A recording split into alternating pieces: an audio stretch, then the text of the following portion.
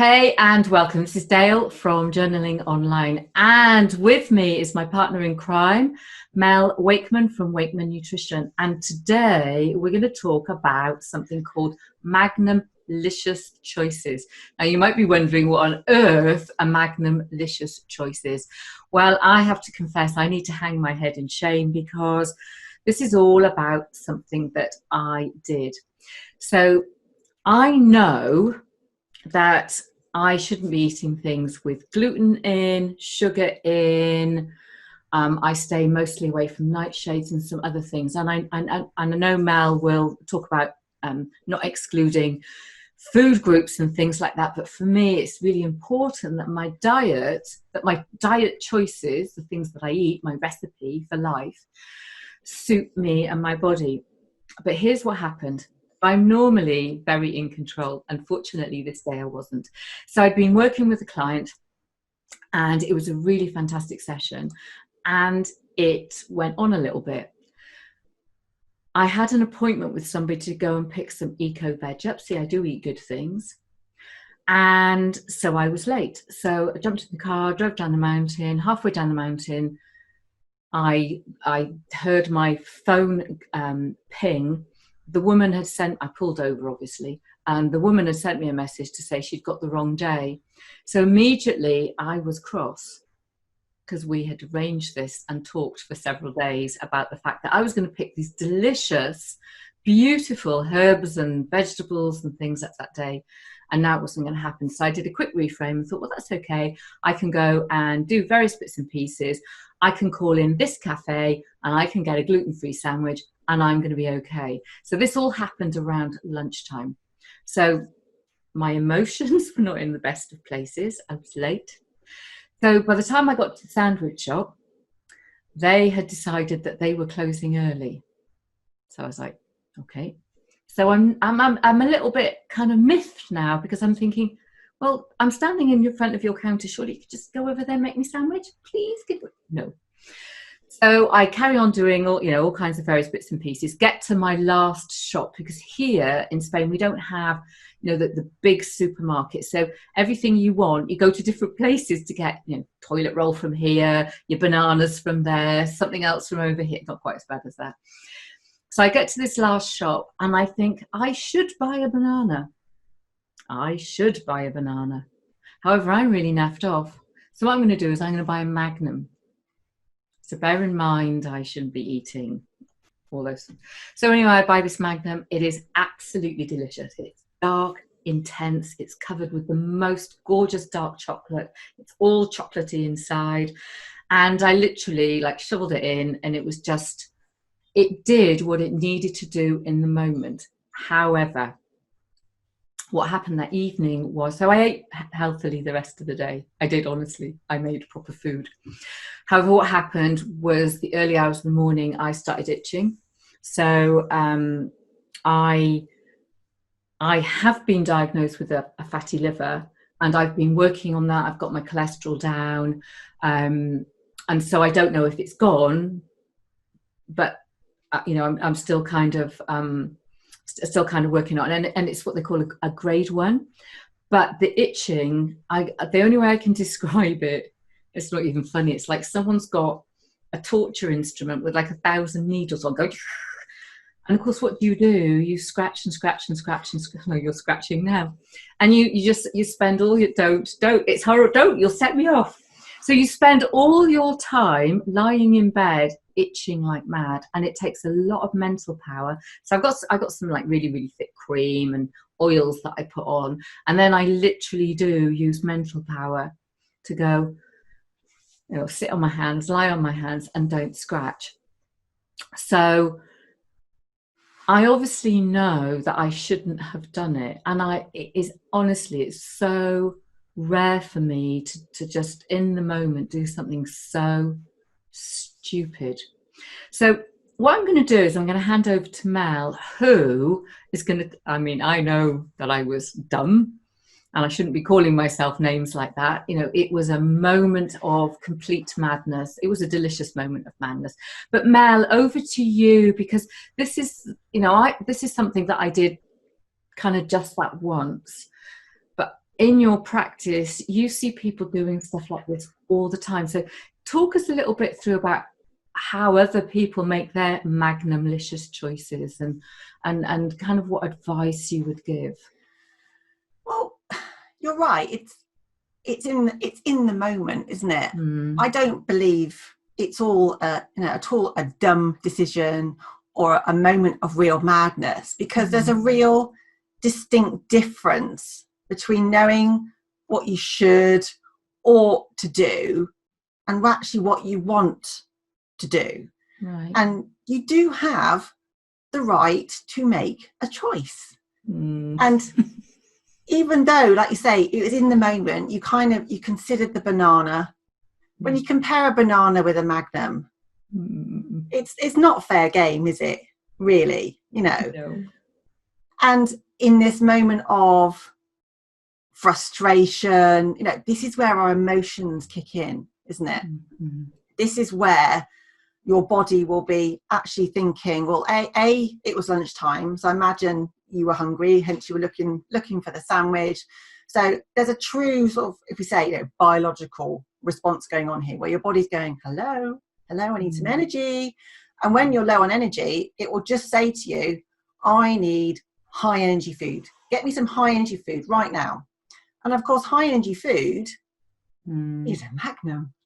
Banana's moderate energy, isn't it? But again, doesn't taste quite as nice. Doesn't get that good feel good moment. So when our body goes high energy foods, we go for sugar. We go for high sugar, high fat foods. So that's kind of like your biology going, yeah, feed me. So your conscious decision to not have the banana and choose the Magnum was kind of purely based on emotion, really. You had to sort of override, to go for the banana, you would have had to override the signals that are going from your head going, go for the Magnum, go for the Magnum, go for the Magnum. So in terms of when people are routinely or certainly commonly dealing with this, there will always be an underlying reason or trigger as to why you might be going for that food that you don't think you should be. Okay. So that there is a real difference between true physical hunger, which I can't imagine you were getting there. So you had an absolute need for sustenance. But apart from true physical hunger, there's the non-physical hunger. This is, I suppose, what we would scientifically or correctly call emotional eating. Is eating in the absence of hunger. So this is when we've got either, recognized emotions in terms of, anger, stress, anxiety, sadness, joy even. Those are strong emotion triggers to make you to want to eat. But there may also be other triggers that come under this emotional umbrella that are around sort of boredom and procrastination and loneliness and filling physical gaps. That's a lot of the reasons why we choose to go for food. So it's very different for everybody. And I don't think emotional eating is a problem unless it's happening really, really regularly. And I kind of think that this doesn't happen that often for you. No, but do you know what was really interesting is because, we'd started running our 28 days program, I actually started to keep a food, mood and energy journal. And what I noticed is where my energy was dipping and where I make certain choices. Now, I don't keep anything that anyone would consider, a sweet or any high fat or anything food in the house. But even so, I noticed moments. So where someone else might say, reach for a snack, a bar of chocolate or something, I noticed, because I was keeping the journal because everyone else was. I noticed when I was doing things like go, let's have some cheese and apple. So that would be my snacky thing. I also noticed that if I didn't have my 11 a.m. trigger piece of banana bread, then I would I would go, well, I know I'd go into the kitchen and I'd go and have peanut butter on a piece of gluten-free bread. And I try to stay away, have it in the freezer. So I try and stay away from it. And what was wonderful, that the moment with the Magnum was for me very unusual. But in my world, I am still emotionally eating. I still am. It's just, I have my habits. I like to eat. I like a piece of cake at 11. I like to nibble something in the afternoon just to keep my blood sugar kind of even. But if I don't eat properly, and that's what my journal showed me, I was quite amazed, because you have in your mind, well, I'm eating okay. I get up, and have my breakfast. Well, I get up and have a big glass of water. So when I started to actually examine it, it's like, oh yeah, so my cheese and apple is someone else's whatever. Yeah.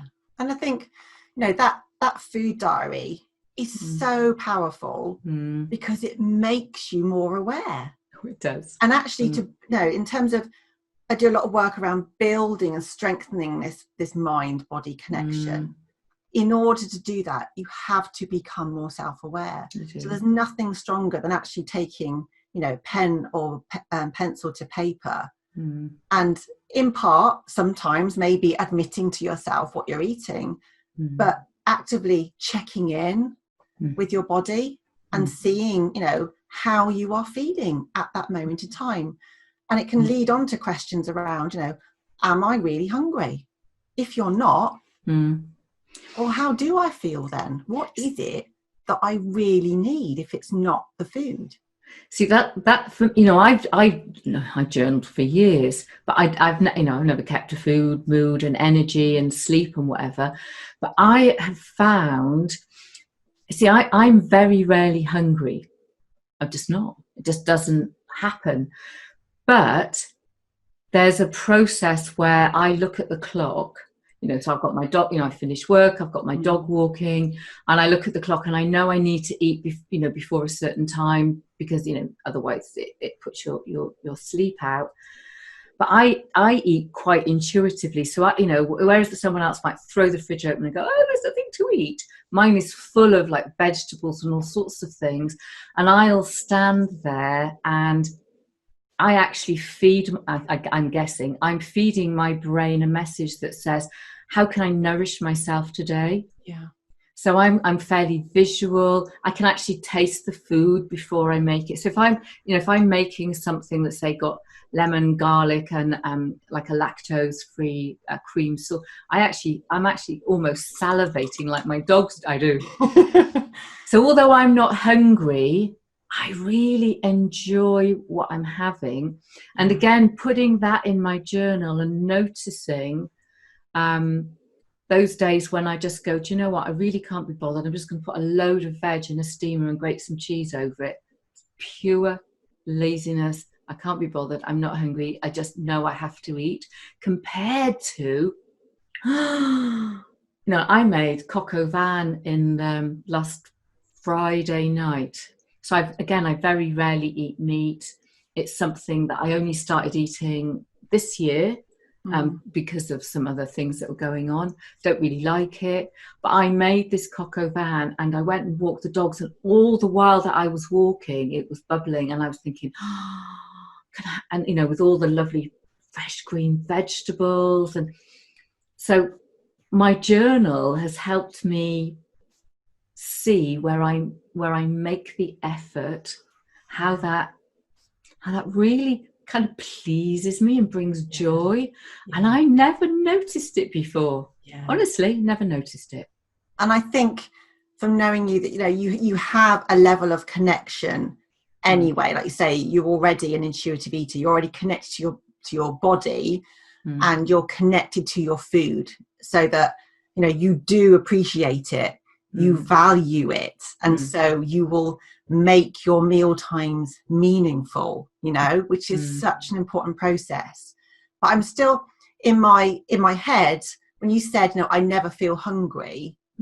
I guess I may question that, because a lot of the time we will eat to time, I do, because of habit and routine, in which case sometimes we don't really listen or know how to understand what our body is telling us when we're starting to get hungry. Because I think a lot, and this is my general sort of opinion, if you like, is that many people believe that in order to feel hungry, that you get this emptiness in your stomach or you get a rumbling tummy.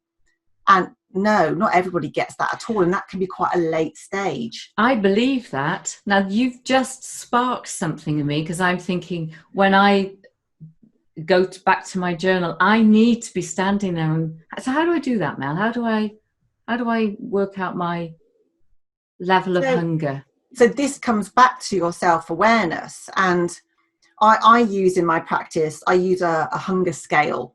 Right. So it goes from 0 to 10. So 0 is basically, that primal hunger where you feel quite angry almost, that sense of urgency that you kind of need to eat now. And then it springs all the way over to a 10, which is I feel really full and uncomfortable. And what a lot of people tend to do, because they don't recognize the more subtle nuances of emerging hunger, is they'll leave it. The food and eating not being a priority is something else here, which means it can wait. I'll just do this. I'll just do that. You get to I'm too hungry, where your body is like you say, open up the cupboards. I'm waiting for the food to fall into my mouth. And then you then eat more quickly. You tend to overeat, and then you rebound onto the opposite end of the scale. So to find those subtle nuances, it's what I would suggest is you kind of check in to your body. It doesn't necessarily have to be always between meal times, but randomly throughout the day. Okay. And you can kind of just sort of ask yourself how it is that you're feeling. And you can go sort of almost like head downward, head to tummy is quite a good place to begin.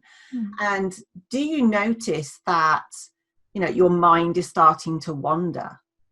So if you're losing focus or concentration, if you're reading, something multiple times and it's still not going in, is, your eyes kind of drifting and you're daydreaming, you might get a sort of, sometimes like a pressure or a heaviness in your throat, down your esophagus. You might get a sort of pressure feeling. It can feel a bit like a gnawing, maybe a bit acidic, sometimes like that.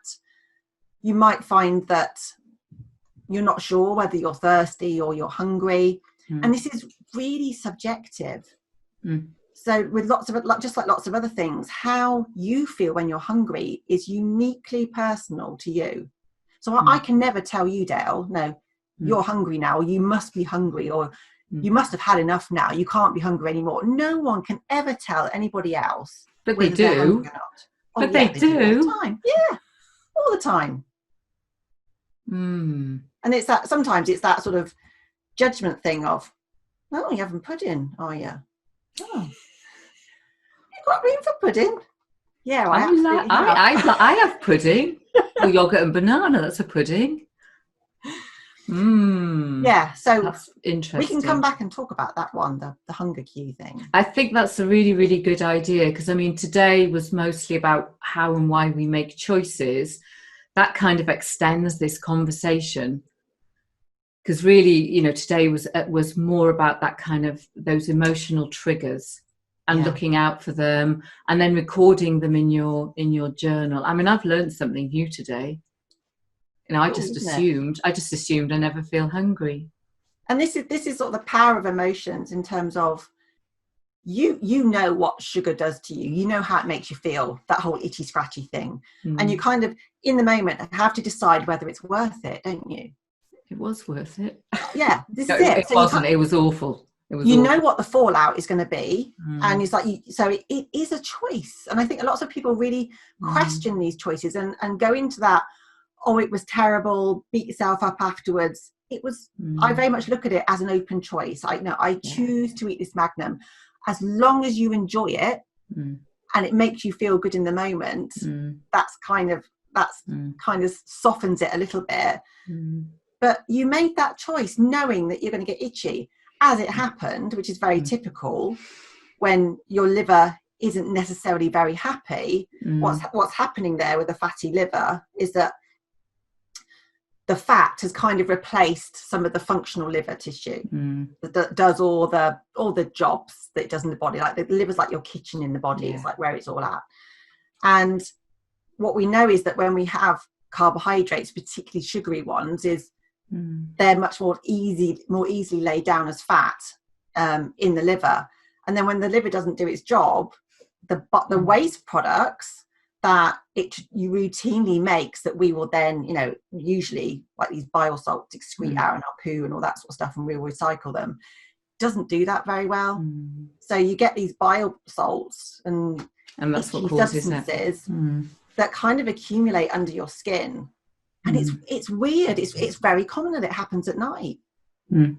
Not entirely sure why. It'll be to do with differences in metabolism. In the moment when you're at nighttime itching and it's driving you potty, then you're regretting your choice. But I am. It's all a learning curve, because we are emotive beings. We are human beings, not robots. And so you take that information and you kind of store it in your memory. And so next time you get that urge to have that Magnum, you go, yeah, but you know what? It really made me feel crap last time. Do I want to do that? Maybe so not. In closing our session and the story, I'll tell you what I did with the rest of the Magnums, because there was a box of 3. You should have given them to me. Yeah, but you live a long way away. They're in the bin. They were in the freezer. And I thought about this sensibly, and I thought the pain of what I went through was too much. So I went and took them out of the freezer and put them. I could have given them to the dogs. Oh no, I can't, because it's chocolate. And I took them down to the bin, and I now know, because I know what I'm like, I will not do that again. I won't. I mean, I guess if I'd had like a tiny little ice cream and a low level itch, it would have been okay, but it was a massive, huge, massive. So I've now made a very, very conscious decision that I'll never eat that again. I won't. And because I know what I'm like. Yeah. So, and did that last for a couple of days? Oh no, that lasts forever. This will be forever now. No, the itching, I mean. Oh no, it's just in the night. It's just in the night. So what will happen is that was immensely intense and did last a couple of days. Yeah. But if I've had just like a teeny weeny small amount of sugar, it's just like a little itch. But that was horrible, because it was like 1,000 needles. It was painful. I was holding onto my arms to stop the pain. But I did exercise the kind of mind over matter, which was hard. So instead of scratching, I just kept squeezing my arms to try and. But it's pain. It's pain. And there's 2 things you can do. You can eat something, I made that choice to eat it, and I can feel horrible, and I can continue to feel horrible by continuing to eat. And I've chosen that I will never. I won't. But that's something else that we could probably talk about another day, because that's very controlling of me. And I recognize that I have this, I personally have a need to control my diet because of things that I've had go on. Yeah. And go on. Or you value and appreciate your body and think you're worthy of looking after it and making the right choices. And I do, because one of the questions that I always ask myself is, do I love... So, I am currently juicing with celery and broccoli and stuff like that at the moment. And my question to myself is, do I love myself enough to do that, which is kind of laborious and boring and whatever, because it gives me extra nutrition? And the answer is yes, I do love myself enough. So yeah.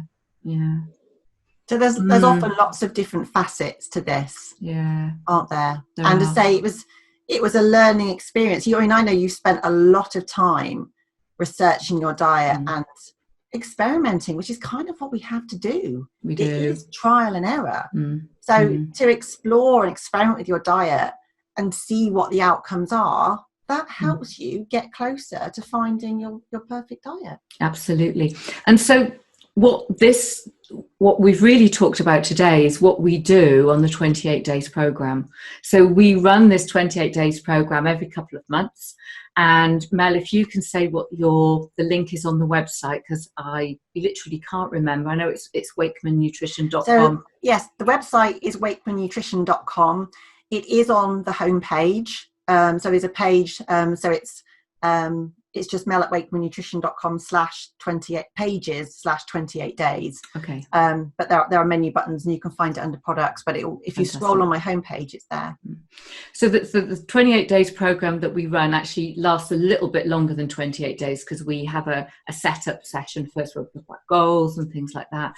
And then over the 4 weeks, we talk about mindset, hydration, nourish. So that's Juicy Life, isn't it? Juicy Life, yes. I was desperately trying to think what the word was. It's like, I know it's to do with hydration. Juicy. And then nourish me, and then declutter, which is my favorite subject, is decluttering and just getting rid of all the rubbish in your life. And the wonderful thing about it is that you can make that fit for you in whichever way you want to change your life. So it can be very body, food, diet, digestion orientated, or it can be much more around developing this relationship with food and your mindset and your belief system. And it's in terms of the last run that we had, it was wonderful. The changes that we observed, wonderful. And I think for me was the one person in particular, the whole thing around self-love was it was beautiful. But it was also really funny, some of the things that people said and some of the stuff that came out. So there was a great sense of fun around all of this. Yeah. And I think what I loved as well is all those lovely little ha-ha moments when people go, oh, just like I did in our conversation today. Yeah. Those lovely ha-ha moments. So it was fun. There was, lots of different ways of interacting. And, like you said, people get what they need to get out of it, whatever that is. It is a very, very personal journey. Yeah, very personal journey. So thank you, Mel. That's been absolutely brilliant. I definitely learned something. So I will put the links in. We'll put the dates when the next one starts, and we hope to see you on the 28 Days to New You program. Thank you. Yeah, thank you very much. Thanks for watching. Thank you. Bye. Bye. Okay.